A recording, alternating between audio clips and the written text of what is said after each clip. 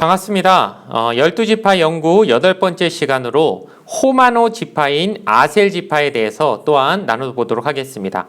우리가 지난번에 살펴본 갓 지파와 아셀 지파는 또한 짝을 이루는 지파라고 얘기했죠. 이유는 같은 어머니를 통해서 낳은, 그러니까 레아의 시녀인 실바를 통해서 낳은 두 아들이기 때문에 같은 어머니를 통해서 낳은 두 아들 갓과 아셀 역시 하나의 짝을 이룬다고 할 수 있습니다.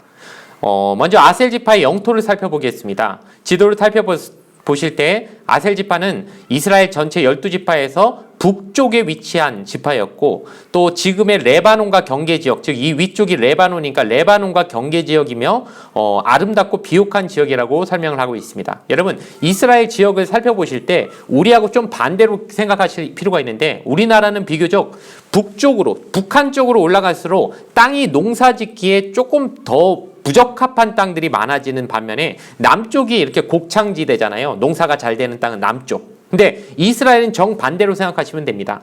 남쪽으로 내려올수록 뭐에 가깝냐면 시내 광야, 즉 사막, 광야 지역, 그 날씨가 그러니까 매우 건조하고 비가 많이 오지 않는 지역이 남쪽으로 갈수록 심해지기 때문에 남쪽이 농사가 안 되는 지역이고요. 북쪽으로 갈수록 강수량이 많아지고, 그렇기 때문에 점점 농사가 잘 되는 비옥한 지역이 주로 북쪽에 위치했다고 생각하시면 됩니다. 그렇기 때문에 아셀 지파는 농사가 잘 되는 지역이었다, 아름답고 비옥한 지역이었다는 그 땅의 특징을 좀 생각해 보시는 게 오늘 내용을 이해하시는데 훨씬 유익할 거라고 생각을 합니다.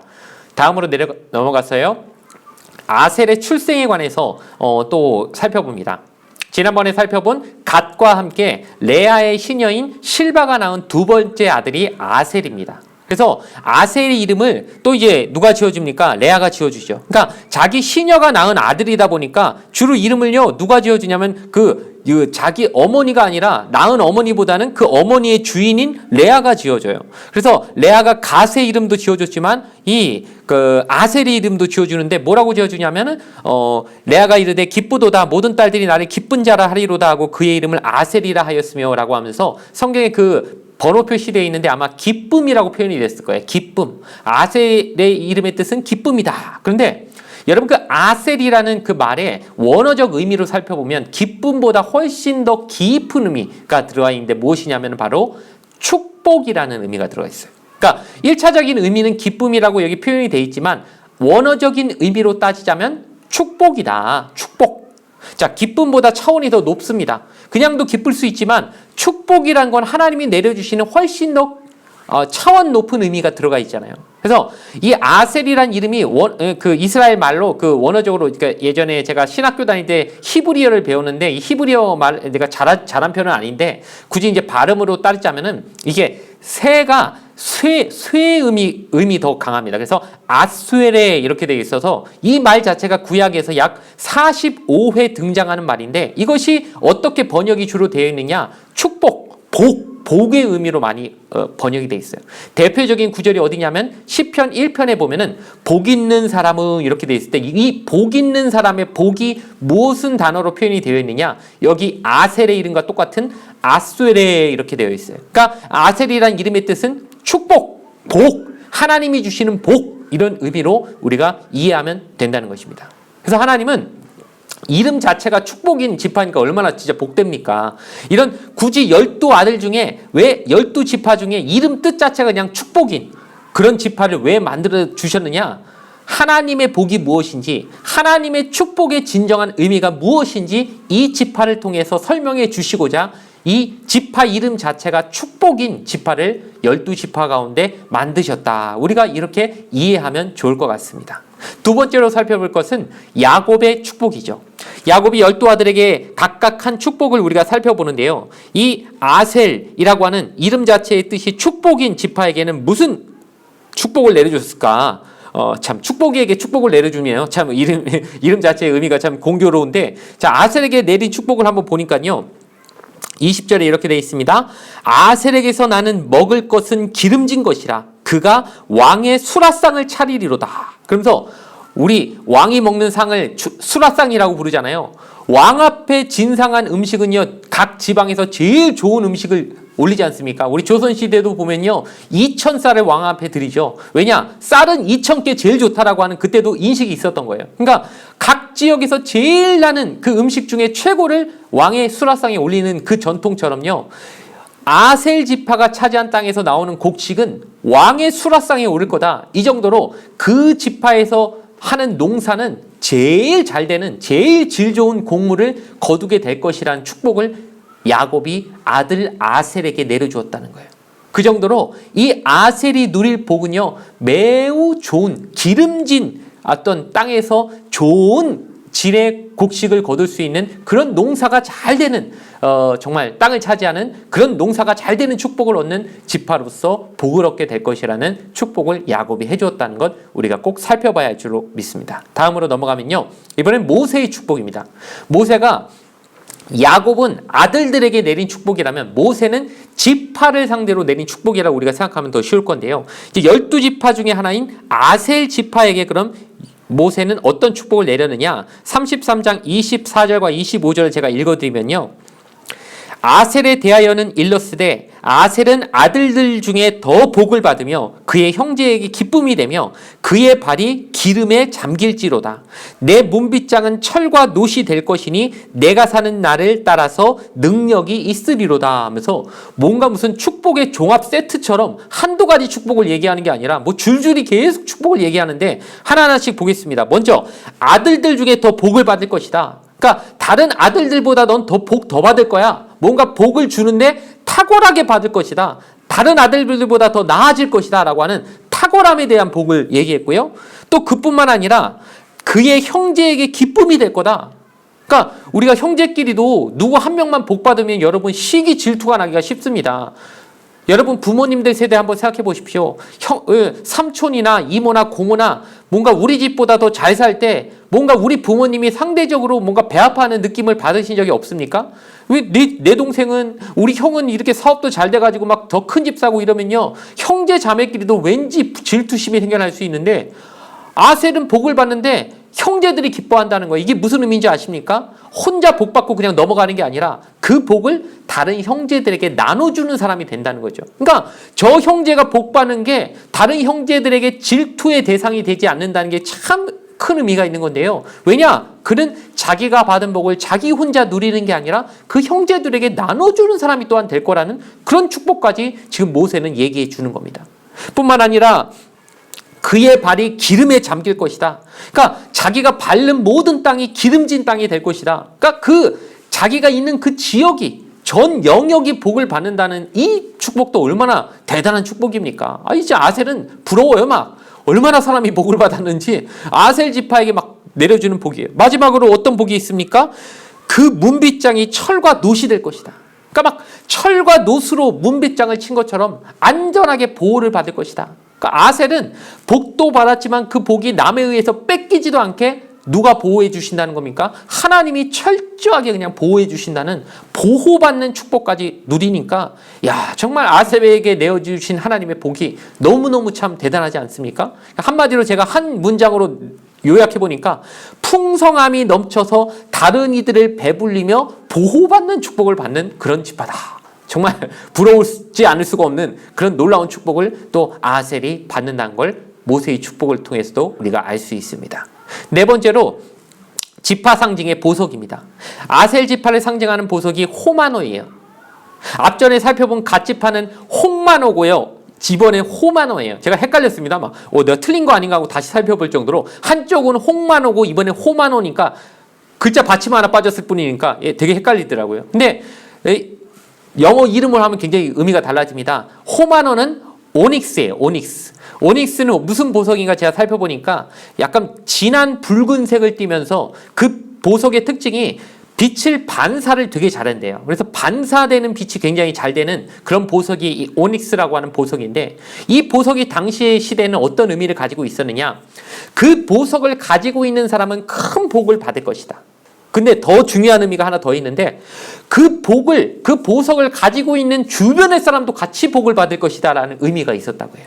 그러니까 뭔가 아셀 지파를 상징하는 의미와 딱 맞아떨어지지 않습니까? 본인도 복을 받지만 본인 주변의 사람도 복을 받게 만들어주는 그런 보석의 의미, 오닉스란 보석이 지파, 아셀 지파를 상징하는 딱 적합한 의미로 있었다는 걸 우리가 꼭 알아야 할 것 같습니다. 그럼 마지막으로 우리가 교훈에 대해서 한번 살펴보겠습니다. 자, 아셀 지파는요, 복받은 지파예요. 진짜 한마디로 말해서 이름도 축복이고요. 하나님에게 종합적으로 복을 받은, 그러나 하나님이 내려주시는 복을 아주 전천후로 받은 귀한 지파입니다. 자, 그런데 그 받은 복에 대해서 우리가 한번 살펴보자는 것이죠. 여러분, 시편 1편에 보면 아까 나왔죠. 복 있는 사람은 악인의 꾀를 따르지 않으며 죄인의 길에 서지 않으며 오만한 자의 자리에 앉지 아니한다. 이렇게 나와 있지 않습니까? 자, 그러면요, 복 있는 사람이 받는 복을 시편 1편에 그 나와 있는 아쇠레라고 표현되어 있는 아셀의 이름을 그대로 딴 아쇠레 복, 그 복 있는 사람은 어떤 사람이냐? 시편 1편이 뭐라고 말해줍니까? 죄인의 길에 서지 않고 오만한 자의 자리에 앉지 않고 악인의 길을 따르지 않는다. 여러분, 우리가 맨 처음에 복, 아셀이 받은 복 하니까 막 전부 막 기름지고 복 받고 좋은 농사 잘 되고 뭔가 물질적인 의미로만 이해하기가 쉬웠는데 시편 1편에 보니까는 그 복이 그런 수준이 아니에요. 뭐죠? 하나님의 뜻에 따라 살아가는 사람. 하나님이 가지 말라는 곳에 가지 않고 하나님이 따르지 말라는 것을 따르지 않고 오직 야훼의 율법을 묵상하며 주야로 그 율법을 묵상하는 복. 뭔가 영적으로도 하나님이 내려주시는 충만한 복을 누리는 것이 진짜 하나님이 주신 복이라고 시편 1편이 말해주고 있다는 거예요. 그러니까 우리가 너무 복 주세요, 복 주세요. 그래서 한국의 기독교를 흔히 막 기복신앙이라고 비판하기도 하지만요. 여러분, 그 기복에서 복을 달라는 게 무조건 나쁜 게 아닙니다. 다만 그 복이 1차원적인 물질의 복에만 머물면요, 그건 비판받을 만한 필요가 있죠. 왜냐? 하나님이 우리에게 주시는 복이 꼭 물질의 복에만 국한된 게 아니라 시편 1편이 말하는 하나님의 뜻에 따라 살아가는 영적인 축복, 모든 축복이요, 하나님이 기뻐하시는 그 복이 될 수 있다는 사실을 기억하며 그 복을 달라고, 하나님의 복을 달라고 구하는 건 절대 나쁜 게 아니라는 거예요. 복이 의미를 우리가 잘못 해석하고 있기 때문에 기복시방이 나쁘다고 하는 거지, 하나님이 주시는 복을 간절히 사모하는 건 진짜 맞는 거예요. 왜? 그 복은 하나님의 뜻에 따라 사는 삶을 말하는 것이기 때문입니다. 또한 두 번째로 꼭 살펴봐야 될 게 무엇입니까? 창세기 12장에 우리 성년의 설계에서 요새 살펴보고 있는 인물이 아브람이지 않습니까? 아브람을 부르실 때 하나님이 주신 약속 중에 하나가 무엇이냐? 너를 복의 근원이 되게 하겠다.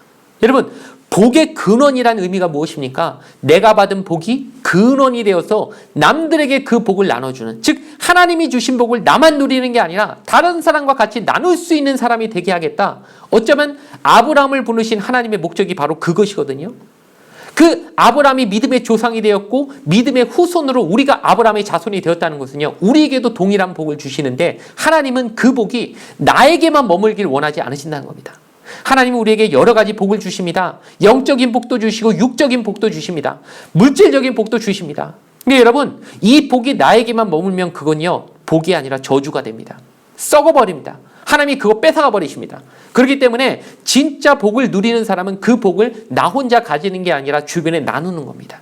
근데 두 가지가 있습니다. 영적인 복을 나누는 걸 뭐라고 하는지 아십니까? 전도라고 합니다. 선교라고 합니다. 물질적인 복을 나누는 걸 뭐라고 하는지 아십니까? 구제라고 부릅니다. 남을 구제하는 거예요. 하나님 이 두 가지를 다 우리에게 명령하십니다. 내가 너에게 영적인 복을 준 이유가 뭔지 아느냐? 나누라고 하는 것이다. 네 주변에 예수를 모르고 하나님을 모르는 사람에게 나눠줘라. 이것이 전도요, 선교인 것입니다. 이것이 바로 우리가 영적인 복을 받은 복의 근원이 되어지는 삶을 사는 겁니다. 뿐만 아니라 물질적인 복도 주십니다. 이건 어떻게 나눠야 됩니까? 구제와 긍휼로서 나누는 거예요. 이걸 하지 않으면요, 복의 근원이 되기를 포기하면요, 그 복마저 빼앗긴다는 사실을 우리가 꼭 기억해야 할 줄로 믿습니다. 마지막으로 나눔은 어떻게 해야 될 것인지 한번 생각해 봅시다. 하나님 우리에게 아셀을 얘기해 주시면서 뭔가 아셀이 받은 복을 우리가 사모할 수 있습니다. 아셀은 막 기름진 곳에 살고 막 좋은 농사가 잘 되고 주변 사람들에게 나눠줄 정도로 풍성한 삶을 사는, 어떤 잘 먹고 잘 사는 것 같은 모습을 우리가 보기 때문에 야, 저런 복 나도 받고 싶다. 누구들 안 그렇겠습니까? 저도 막 그러고 싶죠. 근데 그것만이 그런 복이냐? 거기에만 머무는 게 그냥 1차원적으로 그것만이 복이라고 생각하면요, 우리가 큰 오해에 빠질 수 있죠. 왜냐? 신약에 가면요 하나님이요 예수님의 말씀 가운데 어떤 복을 말씀하시냐? 산상수훈에 보면 8복이 나오잖아요. 심령이 가난한 자는 복이 있나니, 애통하는 자는 복이 있나니, 의에 줄이고 목마른 자 복이 있나니, 그 예수님 때문에 핍박받는 자는 복이 있나니. 뭔가 내가 들어봤을 때 이게 막 잘 먹고 잘 사는 거하고 또 수준이 다른, 뭔가 고상한데 내가 그걸 과연 받는 게 복인가 싶을 정도의 그 어려움도 당하는 예수님 이름 때문에 핍박받기도 하는 그런 복을 얘기하시니까, 야, 이거 수준이 너무 높아갖고 내가 이거 받는다는 게 막 부담스러워지는 복이 될 수도 있다는 거예요.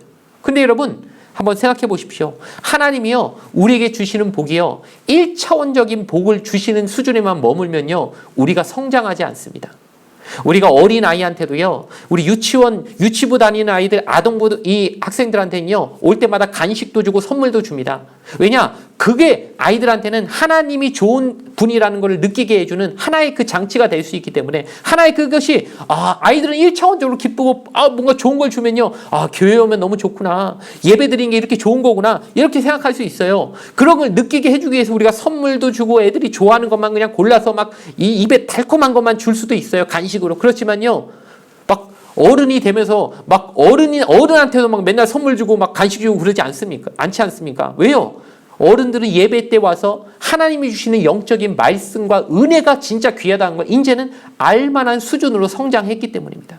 그래서 하나님이 주시는 복이에요. 구약의 어떤 그 내려주신 복과 전부 예수님이 신약에 와서 또 전하신 말씀의 수준이 점점점 에스컬레이팅 되고 점점 수준이 높아지고 점점 영적으로 변화되는 과정을 겪을 수 있습니다.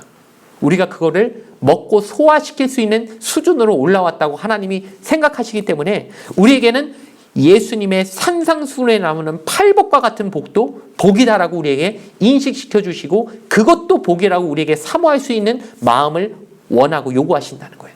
그렇기 때문에 내가 이제까지 생각했던 복이 혹시 1차원적인 복, 잘 먹고 잘 살아야, 큰 집 살아야, 좋은 차 몰고 다녀야 하나님이 복 주신 거지, 가난한 사람은 저 복도 못 받은 거야, 저주받은 거야, 이런 식으로 내가 1차원적으로 생각했던 이제까지 내 삶이 아니었는지 생각해 보면서, 우리가 과연 예수님이 말씀하신 심령이 가난한 자가 받을 복이 있을 것이요 라고 말한 그 복은 과연 어떤 복일까?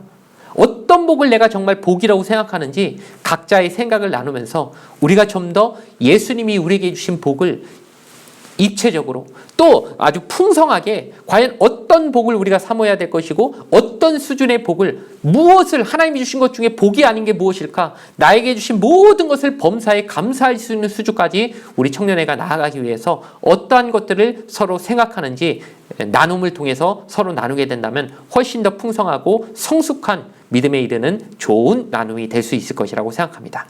이상으로 이 설교한 강의를 마치도록 하겠습니다. 모두 다 수고하셨습니다. 감사합니다.